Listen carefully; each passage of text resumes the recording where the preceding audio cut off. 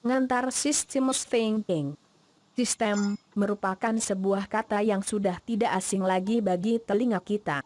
Kata tersebut seringkali kita dengar dan kita gunakan dalam kehidupan sehari-hari, baik kata sistem tersebut berdiri sendiri maupun dikaitkan dengan kata lain, seperti kata sistem dalam sistem biologi, sistem pencernaan, sistem pernafasan, sistem keuangan, sistem sosial, sistem politik, sistem ekonomi, sistem mekanik, sistem informasi, sistem telekomunikasi, dan lain-lain.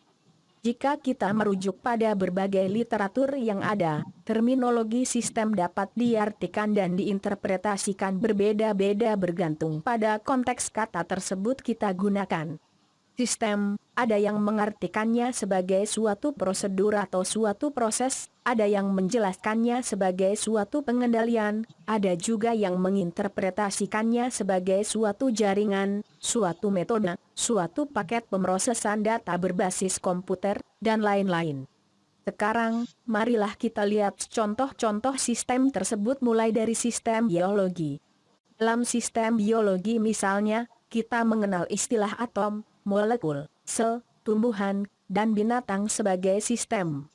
Tubuh kita sendiri pun merupakan sebuah sistem biologi yang sangat kompleks, di dalamnya terdiri dari berbagai sistem yang lebih kecil, atau sub-subsistem dari tubuh, seperti subsistem pencernaan, subsistem peredaran darah, subsistem saraf, dan subsistem pendengaran, dilihat dari sistem tubuh.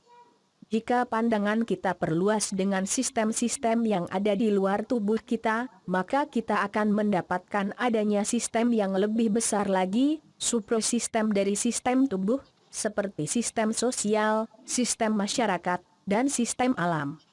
Di dalam sistem sosial, kita akan menemukan adanya sistem keluarga, sistem lingkungan tetangga, sistem lingkungan sekolah, sistem tempat kita bekerja, atau sistem kelompok sosial yang kita ikuti selama ini. Kita juga mengenal adanya istilah sistem politik, sistem hukum, dan sistem ekonomi. Bagi sebagian dari kita, ada yang senang dengan sistem politik dan bahkan mengeksploitasinya. Namun bagi sebagian lainnya ada yang tidak menyukainya, bahkan ada yang menjadi frustrasi dengan sistem politik tersebut. Kita selalu berharap bahwa hak-hak kita bisa dilindungi oleh sistem hukum yang ada dan kita menginginkan sistem ekonomi yang mampu menyejahterakan kita semua. Sekolah atau universitas, tempat kita belajar, kita pelajari sistem bilangan. Agar praktek bisnis dan manajemen modern dapat berjalan dengan baik, kita membutuhkan bantuan sistem informasi. Kita juga membutuhkan bantuan berbagai perangkat yang kita kenal sebagai sistem mekanik, seperti sistem komputer, telepon, pesawat terbang, jembatan, dan mobil untuk mempermudah kehidupan kita ini.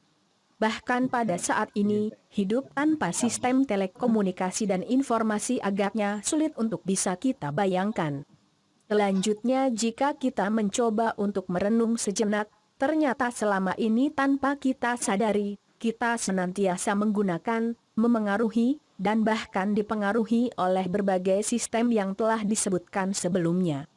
Banyak permasalahan yang kita hadapi saat ini berkaitan dengan sistem-sistem yang telah kita ketahui dan kita pelajari, tidak dapat kita prediksikan seperti kondisi-kondisi sebelumnya. Salah satu penyebabnya adalah karena semakin kompleks dan dinamiknya sifat dari permasalahan-permasalahan tersebut, buah dari adanya perkembangan dan kemajuan teknologi yang sangat pesat belakangan ini. Bagaimanapun, dinamika perubahan yang terjadi secara terus-menerus dalam kehidupan, ekonomi, sosial, politik, budaya, gaya hidup, dan teknologi secara langsung maupun tidak langsung berpengaruh pada perubahan sistem lingkungan dan alam yang kita tempati selama ini. Sekilas, jika kita cermati nampaknya dari uraian di atas memberikan suatu pandangan adanya perubahan yang kompleks dan saling berkaitan yang mempunyai kesamaan tentang sistem. Namun mengapa semuanya dianggap sebagai sistem? Mengapa kita perlu untuk memahaminya? Dan yang paling penting bagi kita, terutama pada organisasi adalah bagaimana kita dapat mengelola organisasi kita menjadi lebih efektif dengan memahami sistem. Berkaitan dengan itu semua, kita akan mencoba mengeksplorasi pertanyaan-pertanyaan tersebut di atas dan memperkenalkan prinsip-prinsip serta praktik-praktik dari suatu disiplin yang kita kenal dengan Systems Thinking. Dalam bukunya, Peter Senge menyatakan bahwa Systems Thinking ini merupakan disiplin kelima dalam organisasi pembelajaran atau dikenal juga dengan Learning Organization. Di dunia ini, sesuatu yang paling konstan terjadi adalah perubahan. Adanya akselerasi perubahan yang kompleks dalam teknologi, populasi, dan aktivitas ekonomi telah mengubah dunia tempat kita hidup dan beraktivitas dari kondisi yang tadinya bersifat alamiah menjadi kondisi yang sifatnya lebih modern. Beberapa dari perubahan tersebut ternyata menyenangkan kita, beberapa yang lainnya malah telah mencemari planet bumi tempat kita hidup ini, memiskinkan spirit manusia, dan mengancam keberadaan kita sebagai manusia dan kehidupan makhluk lainnya di muka bumi. Semuanya itu telah menantang berbagai institusi, praktik-praktik, dan kepercayaan tradisional yang ada selama ini. Perubahan-perubahan yang selama ini kita perjuangkan, ternyata mengandung konsekuensi-konsekuensi pada diri manusia itu sendiri, baik yang diinginkan maupun yang tidak diinginkan. Para ahli berpendapat bahwa perubahan radikal yang terjadi di dalam masyarakat yang diakibatkan oleh faktor-faktor di atas, membutuhkan suatu cara pandang baru dalam berpikir dan bertindak. Banyak ahli kemudian menyarankan untuk menggunakan dan mengembangkan pendekatan sistem untuk memahaminya, sehingga dapat bertindak lebih baik atas pemahaman tersebut. Pendekatan sistem atau Systems Thinking dapat merupakan kemampuan untuk melihat dunia ini sebagai sebuah sistem yang kompleks untuk memahami bahwa segala sesuatu saling terkait dengan yang lainnya. Gambar 1 memberikan ilustrasi bagaimana berpikir holistik yang harus kita kembangkan dalam menghadapi permasalahan kompleks yang terjadi saat ini dan ke depan. Jika kita mempunyai cara pandang yang holistik, maka kita diharapkan akan memandang dan bertindak pada sistem sebagai keseluruhan, mengidentifikasi titik-titik pengungkit terbesar atau high leverage dalam sistem, dan dapat menghindari resistensi perubahan dan kebijakan yang terjadi. Dengan demikian, bagi sebagian orang, pengembangan berpikir holistik ini merupakan suatu yang krusial untuk keberlangsungan hidup manusia di muka bumi ini.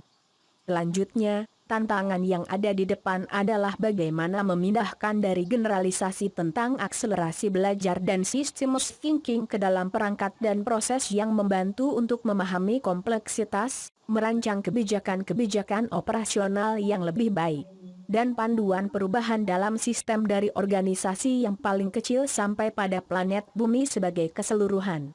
Untuk mendapatkan pemahaman yang lebih mendalam terhadap kompleksitas permasalahan, pendekatan Systems Thinking telah menawarkan sejumlah perangkat yang berdaya guna mulai dari grafik perilaku terhadap waktu, diagram simpel kasal, pola-pola dasar sistem sampai dengan model-model simulasi komputer yang lebih kompleks atau sistem dinamik. Semuanya itu merupakan perangkat-perangkat yang berdaya guna untuk menjelaskan secara visual bagaimana sebuah sistem, organisasi, beroperasi dalam rangka untuk mengidentifikasi pengungkit-pengungkit terbesar serta untuk mengubah struktur-struktur sistem yang telah terbentuk sebelumnya.